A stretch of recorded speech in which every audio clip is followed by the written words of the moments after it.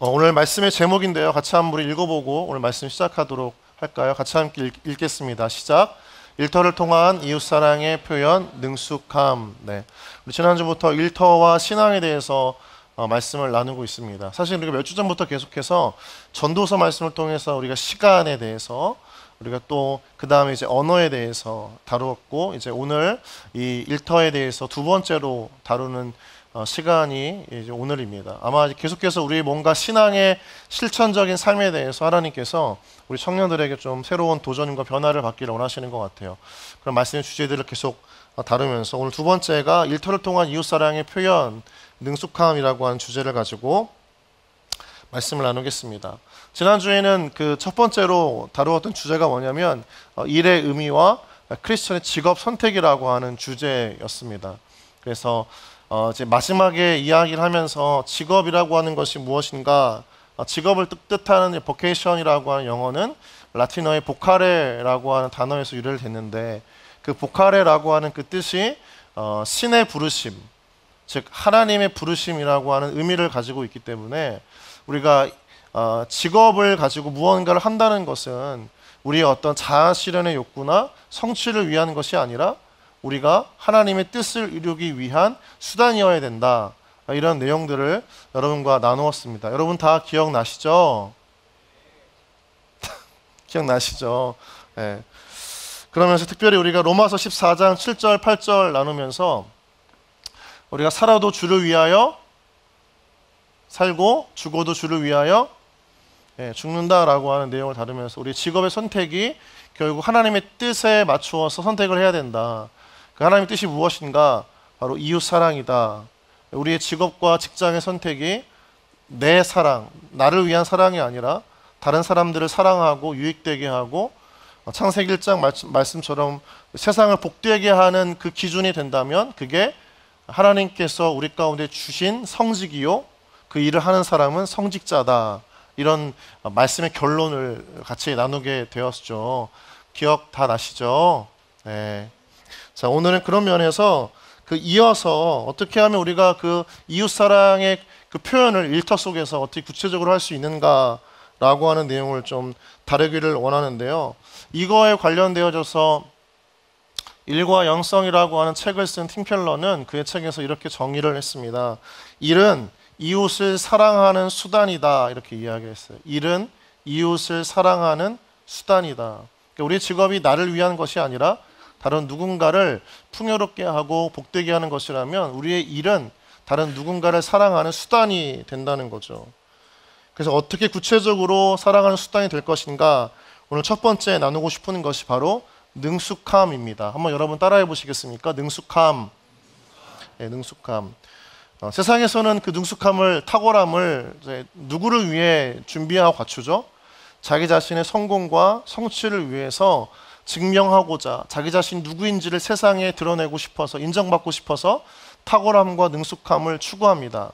너무나 많은 시간을 들여서 연습을 하고 노력을 하고 그 업무에 필요한 역량을 갖추는 것은 결국 자기 자신의 가치를 높이고 그걸 통해서 내가 누구인가를 사람들에게 증명하고 싶어하는 욕구 때문이죠. 그런데 크리스찬들은 앞에서 이야기했듯이 우리가 다른 누군가를 사랑하는 것 직업이 되어져야 된다면 우리에게 필요한 그 직업에서의 능숙함과 탁월함은 그 직업을 통해 내가 얼마나 다른 사람들을 사랑하는지를 구체적으로 드러내는 능력이 된다는 거예요.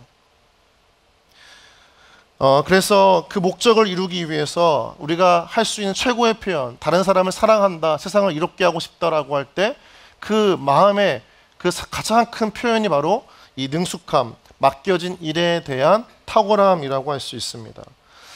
먼저 우리는 이것을 위해서 성경의 몇몇 인물들을 살펴보고 오늘날의 또 여러 가지 이야기들을 함께 언급하면서 우리에게 좀 적용하고 싶습니다. 먼저는 다윗입니다. 여러분, 다윗은 이스라엘을 조롱하는 골리앗과의 1대1의 싸움을 신청을 하죠. 적장한 골리앗은 사실 다윗이라고 하는 존재가 대항할 수 없을 만큼 굉장한 장신에다가 탁월한 무예를 가지고 있었던 뛰어난 군사이기도 했습니다. 수많은 전투를 경험했고 전투에 대해서는 아주 굉장한 노련미와 탁월함을 가지고 있었던 사람이 골리앗입니다. 그래서 어쩌면 다윗의 입장에서는 자기 자신에 대한, 이 다윗에 대한 어떤 그 업신여기는 마음, 낮추는 마음, 방심하고 있었던 그 골리앗을 단 한 번의 순간에만 그 기회를 이용해서 골리앗을 죽여야 했습니다. 그런데 우리가 보통 전투를 생각하면 다윗이 선택해야 될 무기는 칼이었지만 오히려 다윗은 그 칼을 쓰지 않죠. 우리 사무엘상 17장 48절부터 50절 말씀을 같이 함께 좀 읽기를 원하는데요. 함께 읽겠습니다. 시작. 블레셋 사람이 일어나 다윗에게로 마주 가까이 올 때에 다윗이 블레셋 사람을 향하여 빨리 달리며 손을 주머니에 넣어 돌을 가지고 물매를 던져 블레셋 사람의 이마를 치매 돌이 그 이마에 박히니 땅에 엎드려 지니라. 다윗이 같이 물매와 돌로 블레셋 사람을 이기고 그를 쳐 죽였으나 자기 손에는 칼이 없었더라. 말씀을 보니까요, 굉장히 독특한 표현이 나와요. 굳이 이러한 표현을 왜 할까라고 할 정도의 표현이 있는데 50절을 보면 자, 마지막에는 어떠한 표현이 나옵니까? 자기 손에는 무엇이 없다고요? 칼이 없대요. 우리 전장에 나아가는 군사에게 당연히 있어야 할 칼이 없다는 것입니다. 전투에 나가는 군사에게 가장 필요한 무기입니다. 모든 군사는 자신이 사용할 무기를 다루는데 그게 바로 칼입니다. 이 칼을 익숙하게 다루기 위해서 수많은 훈련과 겨루기를 하면서 상대방을 죽일 수 있는 역량을 갖추기 위해서 끊임없이 훈련합니다. 그러나 처음 전투에 나가는 다윗은 비록 많은 군사들이 전장에서 갖추어야 할 무기였지만 그것이 능숙하지 않았던 거예요. 그래서 선택하지 않았습니다. 우리가 오늘 보았던 본문의 앞에 나와 있는 38절부터 40절 말씀을 보면 이렇게 기록되어져 있습니다. 이에 사울이 자기 군복을 다윗에게 입히고 노투구를 그의 머리에 씌우고 또 그의 갑옷을 입히매 다윗이 칼을 군복 위에 차고는 익숙하지 못하므로 시험적으로 걸어보다가 사울에게 말하되 익숙하지 못하니 이것을 입고 가지 못하겠나이다 하고 곧 벗고 손에 막대기를 가지고 시내에서 매끄러운 돌 5을 골라서 자기 목자의 제구 곧 주머니에 넣고 손에 물매를 가지고 블레셋 사람에게로 나아가니라.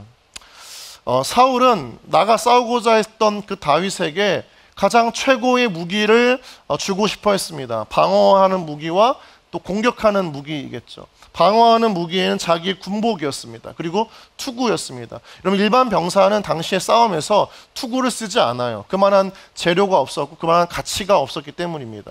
보통 투구를 쓴다, 어떤 군복을 잘 갖춰 입는다라고 하는 것은 굉장히 중요한 임무를 뜻합니다. 그래서 왕이었던 사울 왕에게는 항상 가장 방탄력이 좋은 군복과 투구가 제공되어졌고 또 공격을 할 때에 무디어지면 안 되잖아요. 무디어지면 그 절체절명의 순간에 바로 생명이 끝나기 때문에 가장 날카롭고 가장 연단되어진 칼을 사용했던 것이 사울의 칼이었습니다. 그러니까 어쩌면 이 다윗은 당시에 수많은 군사들이 가질 수 없었던 가장 최고급의 방어 무기와 공격 무기를 사울로 하여금 얻을 수 있었던 것이죠.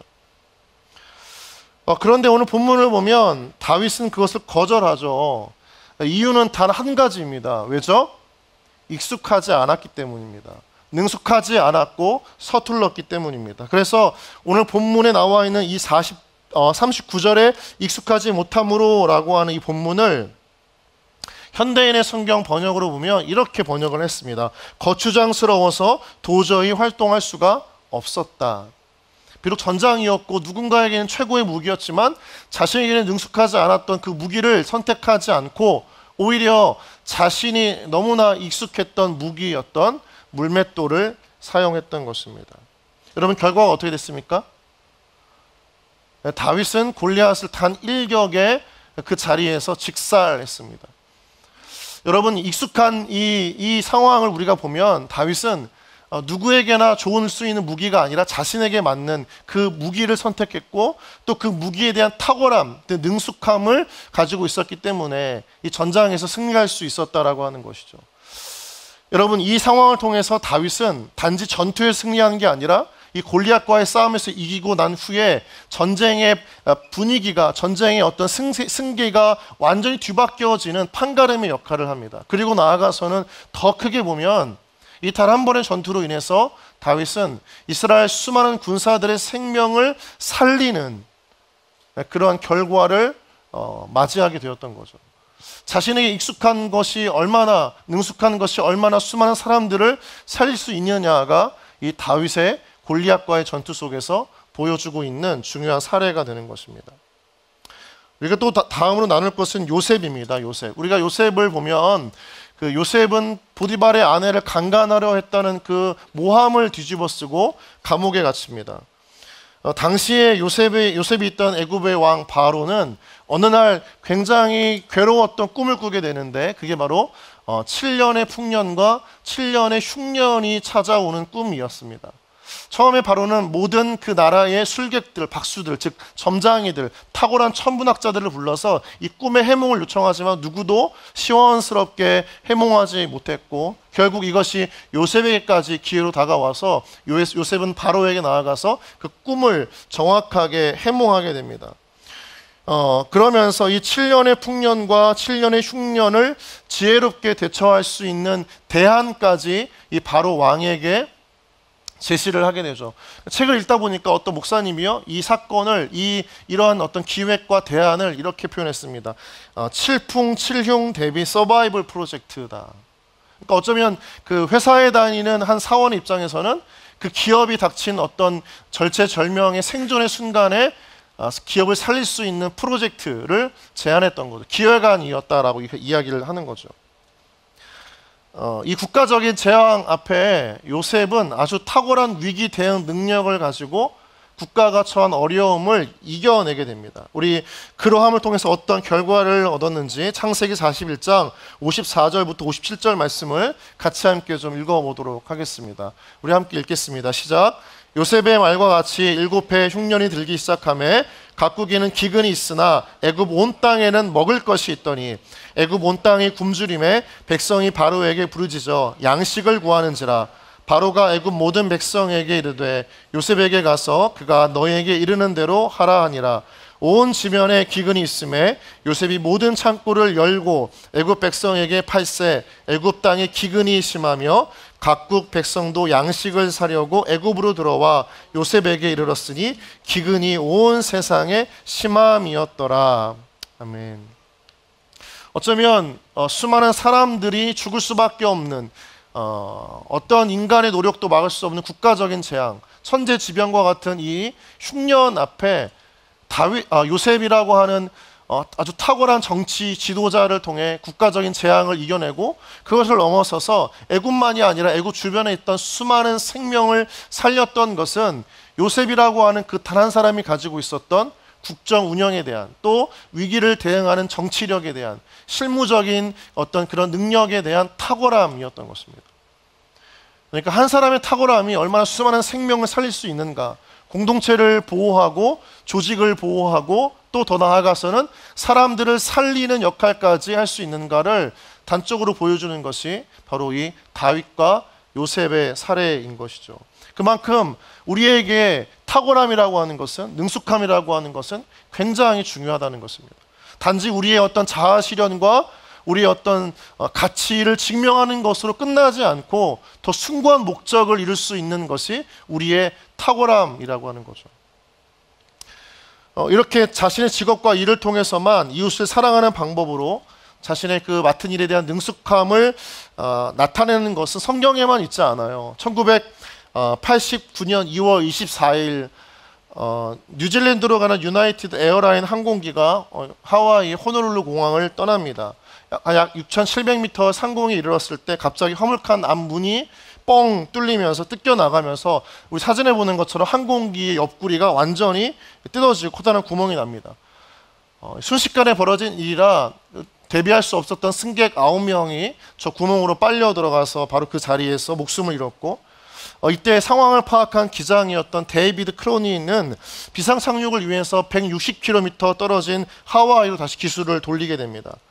장거리 운항을 위해서 너무나 많은 연료를 채워놨기 때문에 가면서 그 연료를 버렸고, 또 착륙하는 그 상황 가운데서 규정된 속도를 40km나 넘었지만 또 허용되어졌던 무게보다 22톤이 초과된 상태였지만 그는 굉장히 그런 어려운 악조건의 상황에서도 안전하게 그 공항에 착륙하고 나서 이제 인터뷰하면서 질문을 받아요.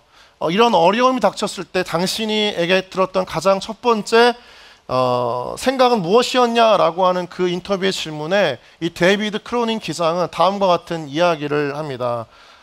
간단해요.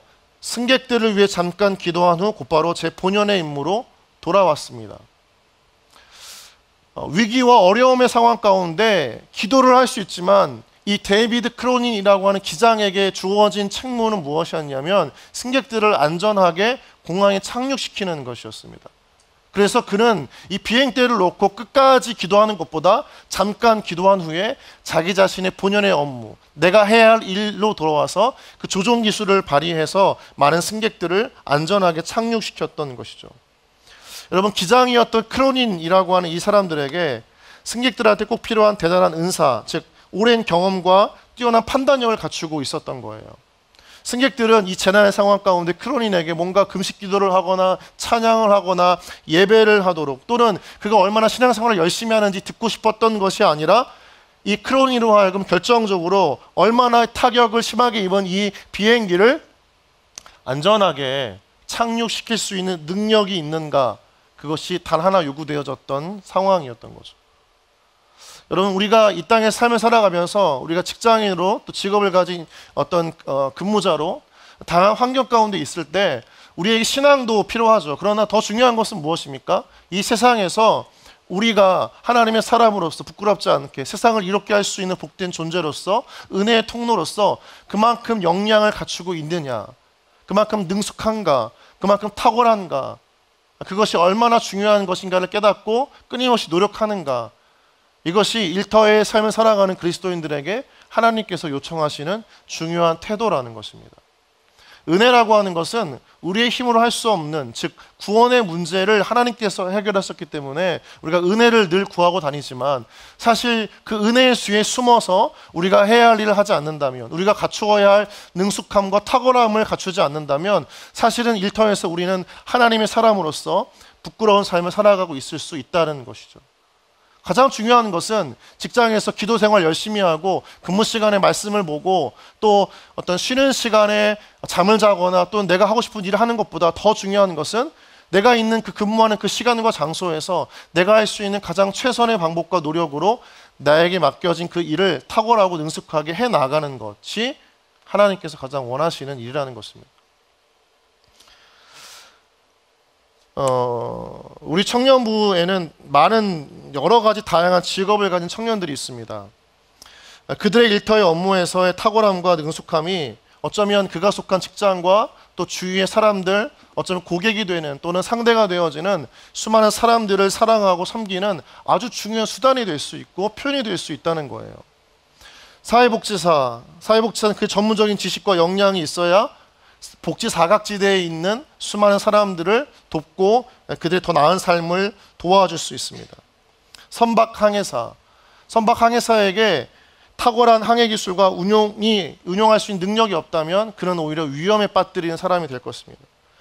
그래서 오히려 탁월한 기술과 항해 능력을 통해서 해상에서 맞이하게 되는 굉장히 돌발적인 상황마다 안정적인 운항 기술로 선원들과 함께 필요한 물자들을 안전하게 공급할 수 있는 기술이 있게 되는 것, 필요한 것이죠.